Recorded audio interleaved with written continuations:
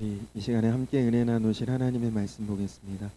우리 함께 은혜 나누실 하나님의 말씀은 구약 성경 룻기 1장 15절에서 18절까지 말씀 함께 보도록 하겠습니다.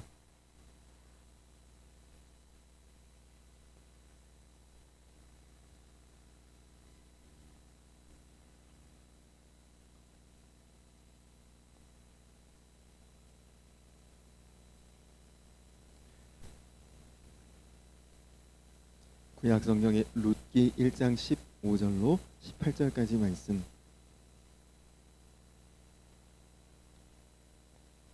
한 절씩 말씀을 교독하도록 하겠습니다. 나오미가 또 이르되 보라 내 동서는 그의 백성과 그의 신들에게로 돌아가나니 너도 너의 동서를 따라 돌아가라 하니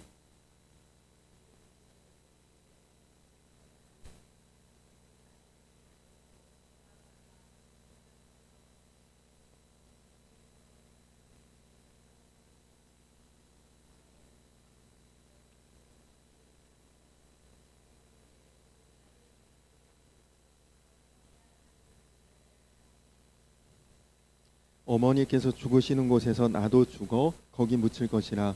만일 내가 죽는 일 외에 어머니를 떠나면 여호와께서 내게 벌을 내리시고 더 내리시기를 원하나이다 하는지라.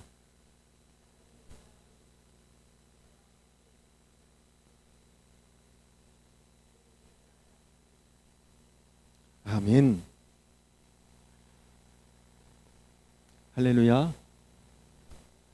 우리 함께 찬양하며 부른 고백처럼 주님의 강 같은 평화가 또 바다 같은 사랑이 또 샘물같이 솟아나는 기쁨이 넘치도록 우리 성도님들 인생과 삶 속에 채워지고 또 임하게 되기를 간절히 축원합니다.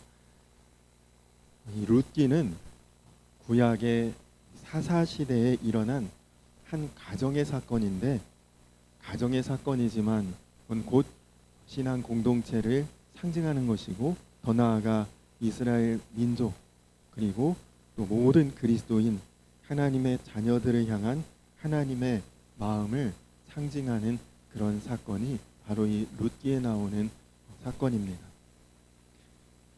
이스라엘의 긴 역사와 시대 중에 가장 어두웠던 시대, 혼란했던 시대, 또 문란했던 시대, 그런 시대를 꼽으라면 아마 사사시대라고 볼 수 있겠죠. 범죄, 또 하나님의 징계, 또다시 타락, 또 하나님의 심판, 이 사사기에 계속 아주 공식처럼 반복되는 그런 혼란의 시대가 하나님의 뜻과 상관없이 하나님의 법을 떠나 자기 소견에 옳은 대로 행했던 그런 시대가 사사시대였고, 그래서 이스라엘 역사 속에 가장 어두운 혼란한 시대가 사사시대입니다. 이 룻기도 사실은 사사시대에 일어났던 일이죠. 이 룻기 1장 처음에 보면 사사들이 치리하던 때에 그 땅에 흉년이 들었다. 자, 지금 뭐 어느 사사가 다스리던 시대인지 정확하게 우리에게 알려주지는 않지만, 그러나 그 시대가 사사시대였고 또 그 땅에 또 흉년이 들었다, 이 말은 역시나 하나님의 심판이 있는 시간이구나, 하나님의 심판의 그런 시기가 사사시대구나라는 것을 우리가 알 수가 있습니다. 그때 이제 유대 베들레헴에 엘리멜렉이라는 사람이 아내와 두 아들을 데리고 살다가 흉년이 오니까 살기 힘드니까 이제 그 어려운 때를 벗어나기 위해 이웃의 모압이라는 지방으로 이사를 가게 됩니다. 그런데 흉년 피해 보겠다고 모압 지방으로 떠났던 그곳에서 이 가족이 생각지도 못한, 말도 못하는 기막힌 환난을 맞게 되는데, 나오미라고 하는 여인이 사실 중심이 아니죠. 엘리멜렉, 남성 중심의 시대요 사회 아닙니까? 그러나 주인공은 나오미로 바뀝니다. 왜 그러냐? 모압으로 이사 갔는데 남편도 죽습니다. 엘리멜렉이 죽고, 그럼 남편이 죽으면 자연히 주인공은, 이야기의 초점은 아들에게로 가야 맞지 않겠습니까? 아들도 둘이나 있었는데, 그런데 그 모압에서 엘리멜렉이 죽고 한 10년쯤 지난 다음에 두 아들인 말론과 기련이라고 하는 아들들도 다 죽습니다. 그러니까 졸지에 이 가정은 여인천하가 된 거죠. 시어머니와 두 며느리만 남게 된 것입니다.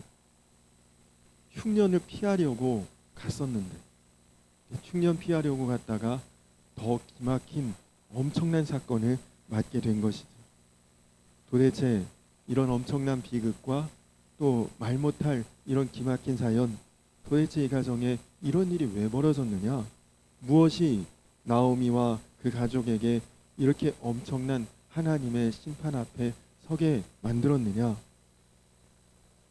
오늘 말씀을 통해 우리가 볼 것은 딱 한 가지입니다. 간단하죠.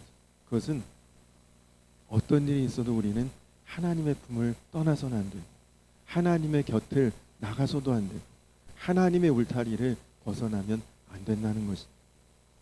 흉년의 이 기근 때문에 엘리멜렉이 가족을 이끌고 그도 가장이고 가족들 살려야 되고 그러니까 하나님이 약속하신 약속의 땅, 그들 민족의 땅인 고향 베들레헴을 버리고 가까운 이웃, 아마도 모압은 먹고 살만했나 보죠. 거기가 조금은 이스라엘보다 환경이 나았는지 모압으로 이사 갔다고 했습니다. 그런데 기도하고 판단한 것도 아니고 하나님의 뜻을 구한 것도 아니고 아주 경솔한 판단이에요. 베들레헴을 비롯한 이스라엘 땅은 힘들어도 어려워도 그 땅을 지키고 그 땅을 벗어나지 말아야 될 약속의 민족의 그런 터전이었습니다. 비록 하나님의 징계가 있어 지금 기근이 왔고 흉년이 들었지만 사람들은 그 땅을 떠나서도 안 되고 벗어나서도 안 되고 하나님이 약속의 땅으로 주신 기업이기 때문입니다. 아시는 것처럼 이스라엘 민족은 400년 동안 애굽에서 종살이하다가 이 땅에 온 것이다. 그것도 편하게 쉽게 이 땅에 온 것이 아니라 40년 광야에서 나그네 시절 뼈저리게 경험했기 때문에 이 이스라엘 민족에게 땅이라고 하는 자기들의 근거지라고 하는 이곳에 대한 애착이 굉장히 강합니다. 지금 다 아시다시피 이스라엘과 팔레스타인 하마스가 전쟁을 벌이고 있는데 객관적으로 정말 그렇게 보면 이스라엘이 좀 심하죠. 너무했다 싶습니다. 병원도 폭격하고 민간인도 죽어나가고. 그런데 역사적으로 보면 이스라엘의 입장이 또 이해가 됩니다.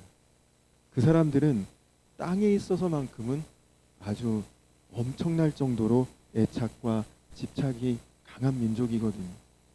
그 조그마한 땅을 지키기 위해서 수천 년 나라 없이 떠돌고 유랑하고 그 이전에 400년 동안 남의 나라에서 종살이하고 그냥 땅 없이 떠돌아다닌 그 세월에 사무친 한이 너무나 크기 때문에 이들은 땅에 대해서 엄청난 집착이 있습니다.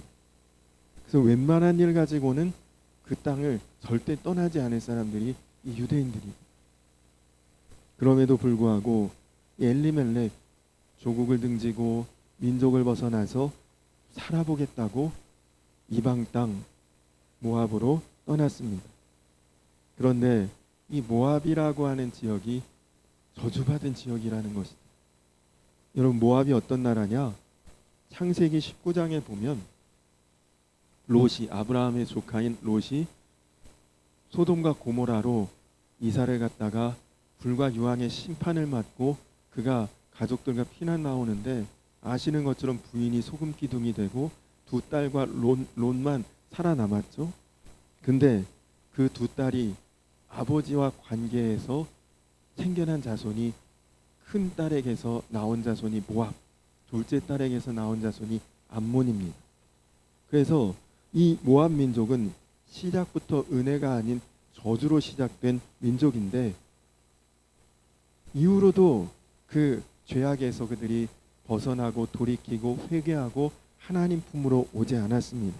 우상 숭배와 각종 죄악으로 하나님 앞에 범죄하고 대대로 저주받은 민족이 모압이죠. 인생에 찾아온 흉년 때문에 살 길을 찾은 것이 그게 뭐 사실 잘못은 아니지만, 그러나 살 길을 하나님 안에서 찾고 하나님 안에서 구하고 하나님께 묻고 행한 것이 아니라 세상에서 찾았다는 것이, 이것이 지금 엘리멜렉의 그리고 이 나오미 가족의 근본적인 문제였던 것이. 지금이야 흉년 아니고 살만하고, 그리고 어떻게 조금이라도 목숨 부지할 만한 모압 땅으로 가면 당장의 형편은 조금 모면할 수 있겠지만, 그러나 죄악과 저주가 가득한 그 땅에서 신앙 지키고 산다는 것이 그게 쉬운 일은 아니지. 우상 숭배에 물들게 되고 믿음이 약해지고 영적으로 병들 수밖에 없지 않겠습니까? 나오미 가족의 가장 큰 실수는 영적으로 믿음을 저버리고서라도 일단 육적으로 살고 보자, 이게 그들의 선택의 우선순위였습니다. 그래서 모압 땅으로 이사 갔는데 다행히 모압에는 양식도 있었고 살만했고 목숨 연명할 수 있는 그런 정도의 살 길은 그들에게 주어졌죠.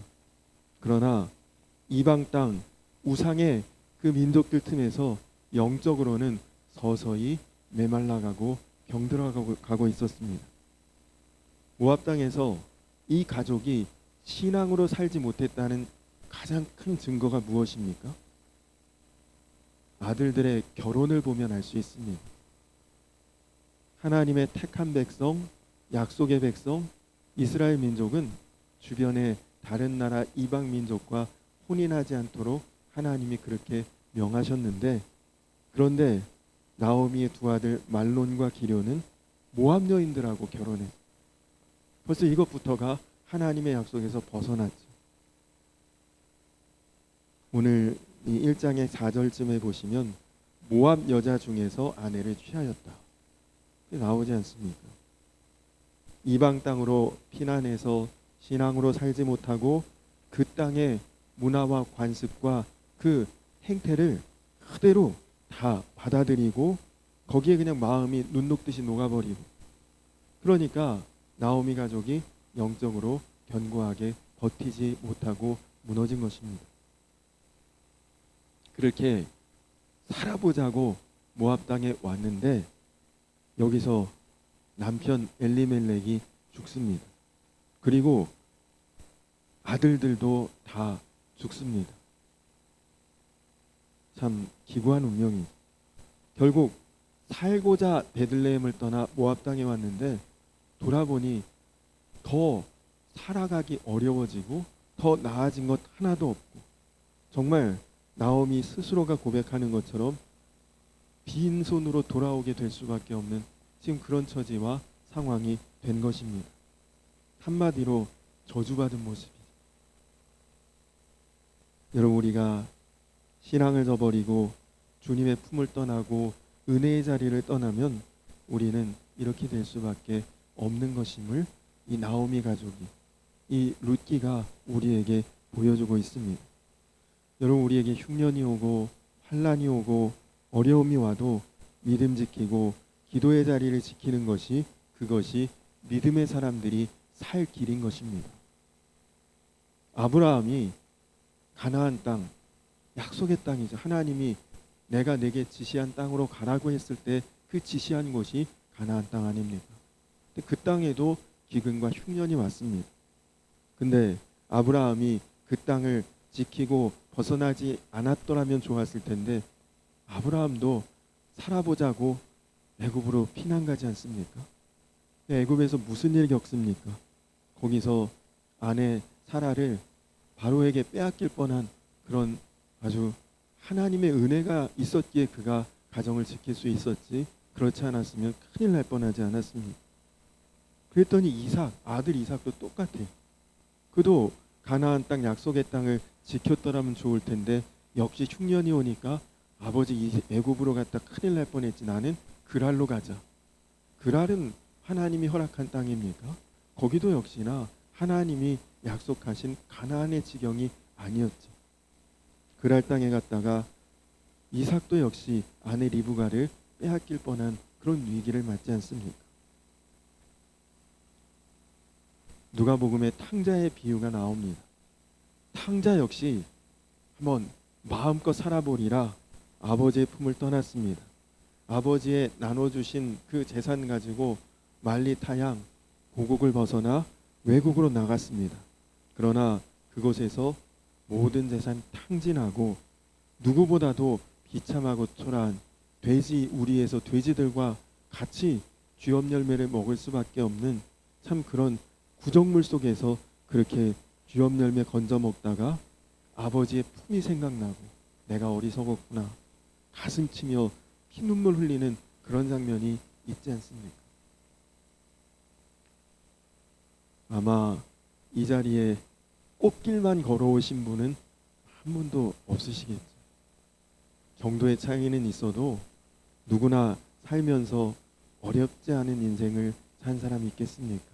다 힘들고 괴롭고 어렵고 또 시험 있고 문제 있고 그런 때를 우리가 지나게 되기도 하지만 여러분 그런 때일수록 우리가 주님의 곁에서 주님의 품에서 신앙의 자리에서 절대로 벗어나면 안 된다는 거죠.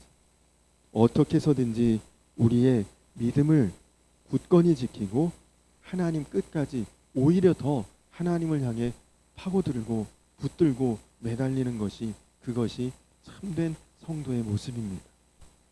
우리가 깨달아야 할 것은 불행과 고통을 당할 때 마치 우리 인생이 어떤 흉년에 빠진 베들레헴 같을지라도 탄식하거나 절망할 것 없습니다. 하나님이 나와 함께 하시고 하나님이 나와 동행하시고 하나님이 이 모든 일의 결론을 하나님이 주실 것임을 믿고 나아가는 우리 성도님들 되시기 바랍니다. 여러분 예수님께서 행하신 기적 중에 마태, 마가, 누가, 요한 사복음서에 다 나오는 기적은 오병이어 기적입니다. 정말 여러분들 뭐 아시다시피 보리떡 5개 물고기 2마리로 어른 남자만 5,000명 배불리 먹고도 12바구니가 남은 기적의 사건인데 근데 왜 이 오병이어의 사건이 사복음서에 다 나왔을까요? 왜 마태나 마가나 누가나 요한은 이 기록을 다 동일하게 전하고 있을까요? 그것은 주님의 손 안에 있을 때 우리가 풍성할 수 있고 주님의 손 안에 있을 때 우리가 온전함을 누리게 된다는 것을 보여주는 사건이기 때문입니다. 오병이어가 아무것도 아닌데 주님의 손 안에 들어갔더니 5,000명이 먹고도 12바구니가 남는 풍성한 양식이 되지 않습니까? 그러니까 우리는 어떻든지 주님의 손 안에 품 안에 그 그늘 아래 머물러 있어야 된다는 것이죠. 보잘것없는 양식이 주님의 손 안에서 주님의 축복 기도를 받고 나니까 완전히 달라지고 모든 필요를 채우고도 남음이 있는 그런 역사가 일어난 것이죠. 문제의 열쇠는 200데나리온어치 떡을 사와서 해결될 일이 아닙니다. 잠깐 조금 배 채우고 끝나서야 그게 무슨 해결이겠습니까? 주님의 손 안에 들려지면 그러면 채우고도 남음이 있는 역사가 일어나는 것이죠. 마찬가지입니다. 우리의 인생, 우리의 삶, 우리의 모습 오병이어일지라도 보잘것없어 보여도 하나님의 손 안에 들리면 그분의 품 안에 거하면 우리는 놀랍고도 귀한 열매가 우리 안에서 샘솟듯 솟아나게 될 줄로 믿습니다. 이것이 하나님 안에 거하는 자의 축복이고 오늘 말씀이 우리에게 전하는 놀라운 증거입니다. 내가 누구인지 나에게 무엇이 있는지 내 손에 얼마가 있는지 이것이 중요한 것이 아니라 내가 지금 주님 안에 거하고 있는가, 내가 지금 주님과 함께하고 있는가, 내가 지금 주님의 품 안에 머물러 있는가, 이것이 우리 인생의 가장 귀한 축복이고 놀라운 열쇠입니다. 여러분 예수님의 제자들이 갈릴리 바다를 건너가다가 뜻하지 않게 풍랑을 만납니다. 제자들 중에 거의 절반이 어부들 아닙니까? 풍랑 만났을 때 뭐 그래도 해결할 수 있는 힘과 얼마간의 능력은 그들에게도 있죠. 그러나 자기들의 힘과 경험과 기술로 해결할 수 없는 그 순간에 예수님이 그들에게 오시지 않습니까? 풍랑이 있는 밤바다를 걸어서 예수님이 와주셨습니다. 그리고 예수님께서 그 배 위에 오르실 때에 풍랑과 바람이 잠잠해지고 그리고 배가 목적하는 곳에 이르렀더라. 요한복음 6장에 나오는 기록 아닙니까? 여러분, 우리 인생 풍랑과 바람 몰아칠 때 있어도 예수님이 내 인생 위에 함께 타고 계시면 잠잠게 될 줄로 믿습니다. 우리 인생의 호수, 인생의 바다 우리가 건너갈 때에 조금 살아봤다고, 조금 알고 있다고, 어부였던 제자들처럼 내 힘으로 한번 해보겠다고 몸부림다 쳐봐도 다 안 되지 않습니까? 어떻게 우리 힘으로 되지 않을 때 끝났구나, 안 되겠구나, 그런 순간에도 주님과 함께하면, 주님이 내 안에 거하시고 내가 주님 안에 거하면, 그러면 반드시 주님께서 열매를 주시고 그리고 우리 안에 해답을 주실 줄로 믿습니다. 신앙생활하면서 엘리멜렉이나 그 친족과 같이 하나님조차 내게 유익이 되고 내 뜻에 맞아야만 받아들이고, 또 내게 유익이 되지 않고 내 뜻에 합당치 않으면 미련 없이 세상의 가치관을 쫓아가는 정말 육신적인 세상적인 그런 인생이지. 그러나 그러한 신앙은 풍성하게 시작하는 것 같아 보여도 빈손으로 끝날 수밖에 없습니다. 그러나 주님과 함께 있으면 우리가 손해 보는 것 같은데 손해가 아니에요. 반드시 잘못되는 것 같아도 거기가 생명의 길이고 구원의 길이고 살 길이고 우리에게 열리는 길인 줄로 믿습니다. 흉년이 왔다고 하나님이 축복하신 땅을 떠났던 나오미가 모든 것을 다 잃어버리고 빈손 들고 다시 되돌아오려고 했을 때에 하나님께서 그 마음의 깊은 상처보다 더한 은혜를 예비해 주셨습니다. 그것은 바로 모압 땅에서 얻은 이방인 며느리 룻이었습니다. 룻은 비록 이방 여인이었지만 그러나 하나님께서 그를 예비하시고 택하셔서 나오미 가정에 큰 은혜를 회복해 하는 씨앗이 된 여인이지. 하나님은 룻을 통해 다윗의 조상이 될 수 있는 놀라운 복을 허락하셨습니다. 이것이 비록 잘못된 길을 갔어도 하나님의 울타리에서 벗어났어도 다시 돌아올 때, 돌이킬 때, 회개할 때 받을 수 있는 놀라운 복입니다. 우리가 받은 상처보다도 더 큰 은혜, 더 큰 위로, 더 큰 축복으로 하나님이 다시금 채워주시는 것이다. 중국의 철학자인 자오스 린이라고 하는 교수가 쓴 사람답게 산다는 것이라는 책이 있습니다. 근데 그 책 속에 이런 이야기가 나옵니다. 이 교수님이 수업 시간에 학생들에게 두 가지 질문을 했다고 합니다.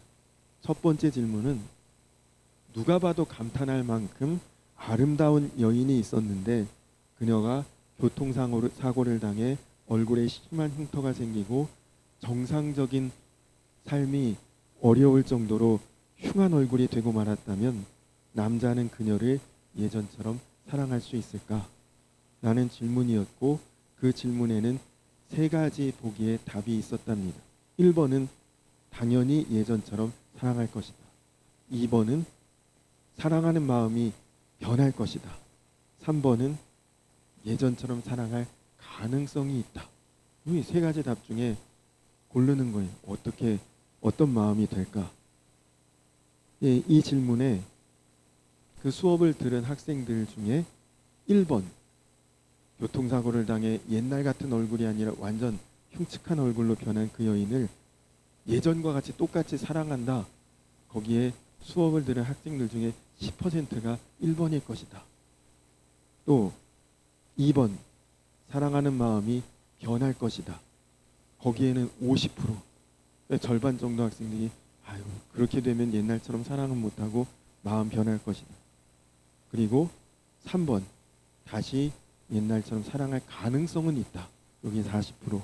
이렇게 학생들이 답을 지지했다고 합니다. 두 번째 질문은 사업에 크게 성공한 백만장자가 있었다. 그런데 그의 회사가 파산해 하루아침에 빈털터리가 되었다면 여자는 그 남자를 예전처럼 사랑할 수 있을까? 두 번째 질문이었는데 이 질문에도 똑같은 세 가지의 보기가 주어졌대. 1번은 당연히 옛날처럼 사랑할 것이다. 2번은 사랑하는 마음이 변할 것이다. 3번은 아마도 옛날처럼 사랑할 가능성은 남아있다. 이 질문에는 1번의 대답이 30% 정도 됐대. 그래도 남자가 돈 다 빈털터리 되고 거지 됐어도 그래도 사랑하는 마음이 변하겠냐, 그대로 유지될 것이다가 30%, 또 2번 빈털터리 되면 그냥 이제 그 남자 볼 것도 없고 외면해 버릴 것이다, 마음 변할 것이다가 30%, 그리고 다시 그 남자를 예전처럼 그냥 사랑할 가능성은 있다, 이 40%였다고 합니다. 근데 이 결과를 보고 이 교수님이 평가하기를 두 가지 경우 다 마음이 흔들리지 않고 변함없이 유지할 수 있기에 쉽지는 않지만 그래도 이 보기를 통해 이제 나온 결론을 보면 여성이 미모를 잃는 것이 남자가 돈을 잃는 것보다 훨씬 더 큰 재앙이다. 그렇게 이제 평가를 내렸대요. 그리고 이 학생들이 다 그 결과를 보고 크게 웃었다고 합니다. 그때 이 자오스린 교수가 반전을 일으키는 이런 말을 합니다. 자, 그런데 이 질문에는 함정이 있습니다. 여러분들은 모두 이 질문의 남녀가 연인 관계라고 생각했던 것 같은데 만약에 첫 번째 질문의 남녀가 부녀 관계다. 여자가 얼굴이 흉측하게 일그러져서 정상적인 생활 못할 정도로 흉한 꼴이 되었지만 그 여자를 대하는 남자가 연인이 아니라 아버지였다. 그럼 대답이 어떻게 되겠냐? 또 두 번째 질문, 다 망할 빈털터리 아무것도 남지 않은 그런 거지가 된 그 남자를 여전히 사랑할 수 있겠는가에 그 상대방이 연인이 아니라 그의 어머니였다, 모자 관계였다면 그러면 대답이 어떻게 되었겠느냐? 이 질문에는 수업에 참가했던 모든 학생들이 전원 1번 여전히 사랑할 것이다, 다 이것을 택했다고 합니다. 여기에 대부분 다 자녀들을 키우고 기르신 부모님들이신데 딸의 얼굴에 상처가 났다. 더 이상 예쁘고 보기 좋은 모습이 아니라 흉하게 일그러진 모습이다. 그러면 사랑하지 않을 아버지 계십니까? 그런 아버지가 어디 있겠어요? 또 아들이 사업하다 망했다고, 빈털터리 됐다고, 알거지 됐다고 내 자식 아니라고 내칠 어머니 계십니까?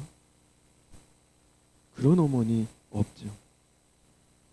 정말 부모님의 사랑은 놀랍고 신비한 것입니다. 우리가 그런 사랑을 세상에서 누구에게 받을 수 있겠습니까? 그런데 유일하게 부모님의 사랑보다 더 놀라운 사랑, 우리가 지금 불렀던 찬양처럼 저 바다보다 더 깊고 저 산과 하늘보다 더 높은 그런 사랑, 우리의 모든 아픔을 덮고도 남음이 있도록 위로해 주시, 우리의 모든 상처를 싸매고도 남도록 은혜를 주시는 하나님의 사랑이 바로 그 사랑인 줄로 믿습니다. 오늘 나오미가 바로 그 사랑의 간증자입니다. 또 룻도 마찬가지입니다. 시집 왔는데 좋은 시절은 너무나 짧았고 큰 불행과 아픔과 시련의 시간이 그 행복했던 짧은 순간에 비해 너무나 깊고 컸습니다. 그런데 이 룻에게 한 가지 복이 있었다면 그것은 하나님을 믿게 된 것입니다. 이 저주받은 것 같은 이 가정에 시집 와서 인생과 신세가 다 망했다고 생각했지만 그러나 거기에서 그것 다 덮고도 남음이 있는 큰 복은 그가 하나님을 이 가정을 통해 알게 되었고 믿게 되었다는 것입니다. 시집에 와서 받았던 모든 상처보다 더 그것을 덮고도 남음이 있는 놀라운 복이 그에게 임한 것입니다.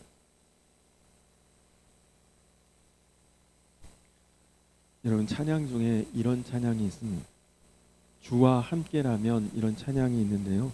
가사는 주와 함께라면 가난해도 좋아, 주와 함께라면 병들어도 좋아. 여러분, 가능하십니까? 이 고백이? 여러분, 주님과 함께라면 가난해도 문제될 것 없습니다. 병들어도 전혀 문제될 것 없습니다.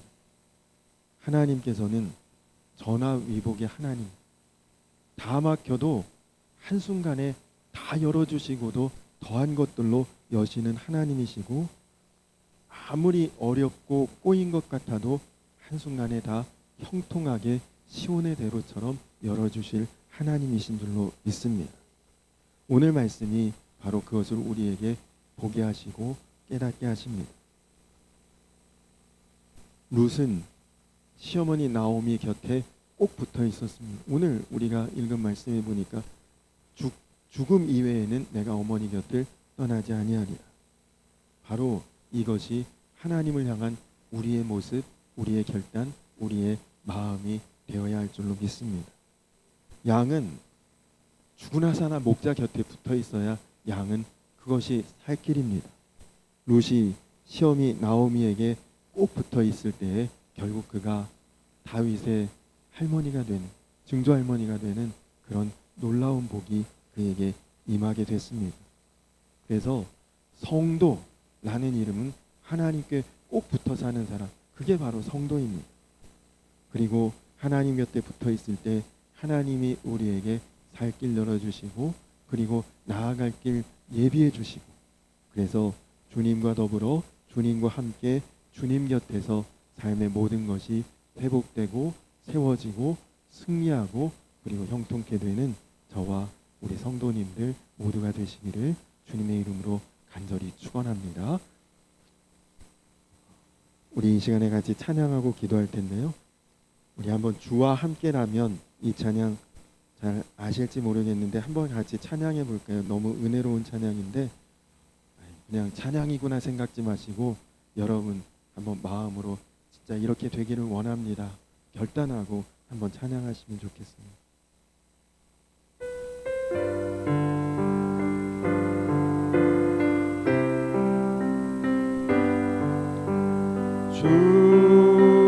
주와 함께라면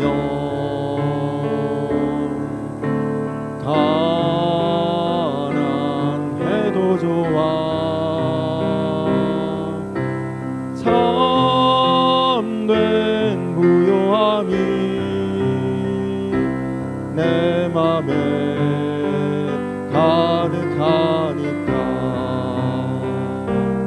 때로는 날 유혹하려고 세상 바람 휘몰아쳐와도 나는 결코 잊을 수 없어. 자비로운 주의 음성을 주와 함께라면, 주와 함께라면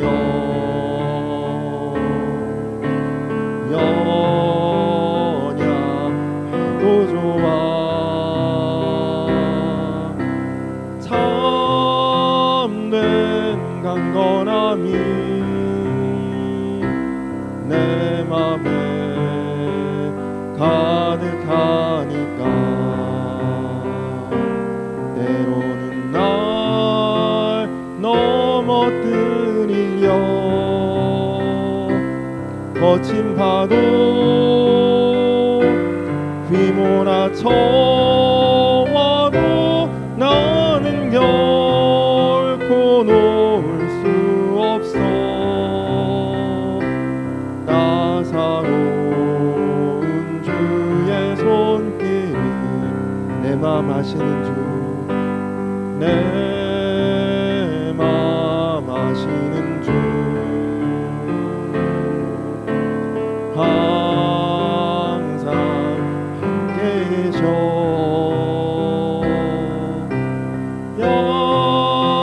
약한 내 영혼에 위로와 능력 주시네.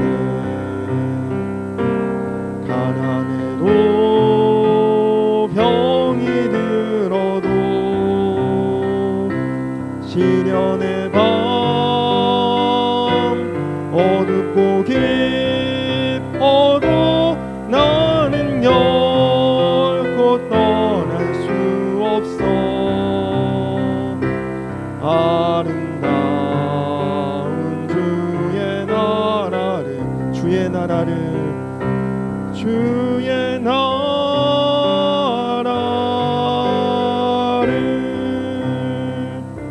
아멘. 우리 이 시간 나같이 기도하겠습니다. 우리 이 시간 나같이 기도할 때 그렇습니다. 주님, 우리 연약하고 어리석고 부족하지만 한 가지 분명한 것은 우리가 주님 품 안에만 머물러 있어야 된다는 것. 주님 곁에 우리가 함께할 때에 우리에게 살 길도 있고 그리고 나아갈 길도 열리고 그리고 주의 울타리 안에서 벗어나지 않고 거하는 것만이 우리가 온전히 열매 맺고 또 앞으로 나아갈 하나님의 선한 계획에 우리가 함께할 수 있는 온전한 은혜와 축복이 그 안에 있음을 믿습니다. 주님, 룻이 시어머니 나오미 곁을 떠나지 않고 꼭 붙어 있을 때에 그에게 복이 임하였듯이 우리도 하나님 곁에 꼭 붙어 있게 하시고 하나님만 붙들고 나아가게 하시고 하나님 안에서 살 길을 찾고 그리고 축복과 은혜가 누르고 흔들어 차고 넘치는 그런 놀라운 인생의 지경이 더욱 넓어질 수 있는 그런 은혜와 복이 임하게 하여 주시옵소서. 우리 이 시간 나같이 기도하시고 그리고 이제 내일은 수능 시험이 있습니다. 우리 교회에도 수능 시험을 보는 수험생도 있고 그리고 이제 시험은 보지 않아도 고3이라 졸업을 앞두고 있는 그런 우리 고3 학생들도 있는데 우리 고3 학생들과 또 우리 교회 학교를 위해 다음 세대를 위해 또 우리 자녀들을 위해서도 한번 다 같이 기도하면 좋겠습니다. 우리 주여 한번 부르고 기도하겠습니다. 주여, 좋으신 아버지 하나님 감사합니다. 하나님 오늘도 말씀을 통해 하나님 우리가 정말 하나님 곁에 머무는 것, 하나님의 약속 안에 살아가는 것이 얼마나 우리에게 놀라운 복인가를 다시 한번 깨닫습니다. 주님, 주님의 간섭하심이 우리에게 구속이 아니라 우리에게 생명길인 것을 믿습니다. 주님, 언제나 주님께서 인도하시는 길 따라가는 것이 사망의 흠침한 골짜기 같아 보여도 결국은 푸른 초장과 실만한 물가로 나아가는 길임을 믿습니다. 하나님, 힘들어도 어려워도 주님, 시험과 문제 가운데 있어도 절대로 하나님 벗어나지 않게 하시고 하나님 품을 떠나 곁을 떠나지 않게 하시고 언제나 그 안에서 우리가 은혜 받고 복 받고 채워지고 그리고 결국은 주 안에서 승리하고 모든 것이 합력하여 선이 되는 그 결론을 취하는 주의 자녀 주의 백성들이 다 되게 하여 주시옵소서. 하나님 또 이제 사랑하는 우리 자녀들 위해 기도합니다. 우리 자녀들이 우리보다 더 나은 신앙의 삶을 살아갈 수 있도록 하나님 늘 기도합니다. 특별히 이제 내일 수능 시험 앞두고 이제 수험생도 있고 또 이제 시험은 보지 않아도 앞으로의 진로를 위해 준비하고 기도하는 고3 친구들 하나님 기억하여 주시고 진학이나 진로나 그 어떤 길로 가든지 하나님 주님께서 형통의 길 시온의 대로의 길로 인도하여 주시옵소서. 하나님 그래서 우리 교회 학교 또 우리 다음 세대 우리 교회의 미래가 하나님 지금보다 더욱 온전히 하나님의 영광을 향해 나아갈 수 있도록 주여 인도하시고 축복하여 주시옵소서.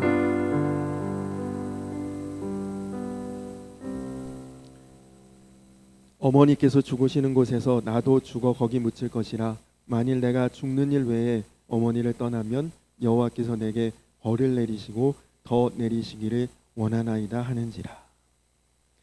주님, 룻이 시어머니 나오미를 떠나지 않고 붙들고 함께 했듯이 하나님 우리가 무슨 일이 있어도 어떤 일을 당해도 언제나 하나님 품 안에서 하나님의 곁에서 주님 벗어나는 일 없게 하시고 떠나는 일 없게 하시고 언제나 주님 더불어 동행하며 나아갈 수 있도록 주여 우리의 마음과 생각을 늘 지키시고 인도하여 주시옵소서. 주님 안에 결국은 살 길이 있고 주님 곁에 있을 때 우리에게 은혜와 복이 임하고 그리고 주님께서 결국은 화가 변하여 복이 되게 하시고 막힌 것도 활짝 열어주시고 주 안에서 시온의 대로로 우리를 걷게 하실 줄로 믿습니다. 주님, 또 이제 내일은 수능 시험이 있는 날인데 우리 교회에서 수능 시험을 보는 귀한 또 지체가 있습니다.